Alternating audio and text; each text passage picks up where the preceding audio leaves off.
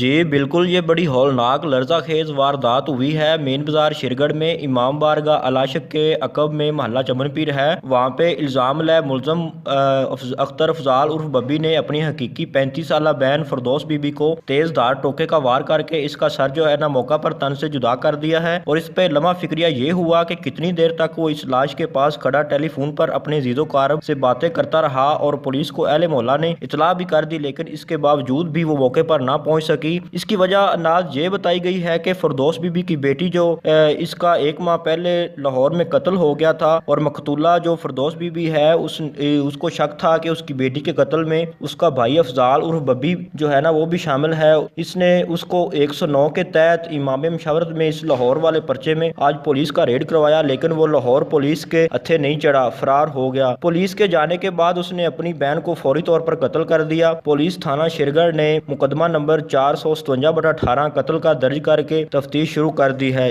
हम लाते हैं top news, आपके फेवरेट टॉक शोज और अनलिमिटेड एंटरटेनमेंट सिर्फ यूट्यूब पर। अगर आपने अभी तक हमारा चैनल सब्सक्राइब नहीं किया तो अभी सब्सक्राइब करें और बेल आइकॉन को क्लिक करके हमारी लेटेस्ट वीडियोस के बारे में अपडेट जानें।